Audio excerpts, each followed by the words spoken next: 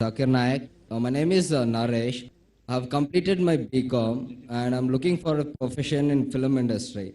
My first question to you is about human evolution. What does the Quran say about the human evolution? Because a common man, in a common sense, thinks that Adam and Eve were the first person, the cause of human evolution.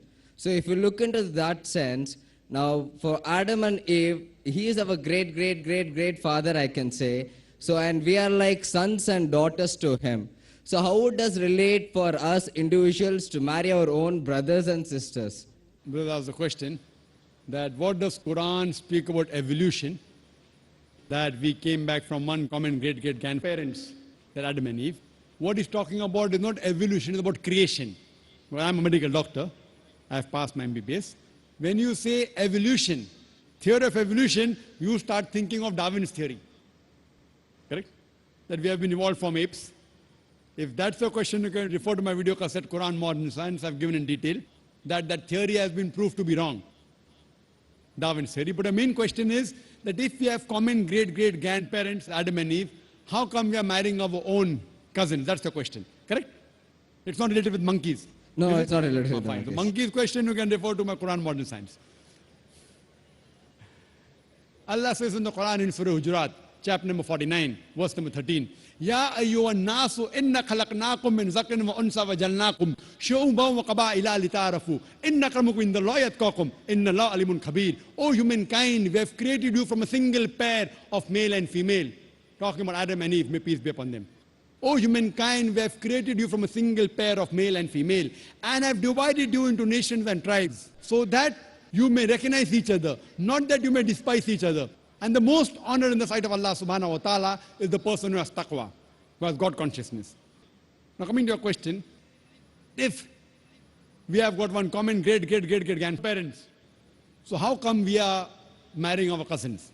Today science tells us that if you marry your immediate blood brother and sister, there are high chances of genetic problem. Therefore in Islam and most of the religions, marrying your immediate blood brother and sister, it is prohibited. Or marrying your immediate blood relations, as Quran says in Surah Nisa, chapter number 4, verse number 22, 23, 24, it says that you're not allowed to marry your mother, you're not allowed to marry your paternal auntie, your maternal auntie, not allowed to marry your sister, and the whole list goes on. The immediate blood relations. This is prohibited in the Quran and prohibited in most of the religions. Now, as far as marrying second cousins, or the first cousins, Islam does not prohibit. Third, fourth, fifth, most of the religions don't prohibit. But some religions prohibit the marrying of first cousins. Now, as far as today science tells us that marrying your immediate blood relations, brother, sister, or paternal auntie, maternal auntie, there are high chances of genetic problems, which keeps on decreasing as you keep on. Even the first cousin, the chances are negligible, but there.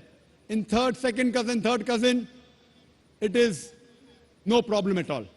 If you marry unknown, even a non-relative, out of the blues, yet there can be genetic problem, that is unique, but can take place. So based on that, in this verse of the Quran, that Adam and Eve, our common great grandparents, therefore we are called as brothers in humanity.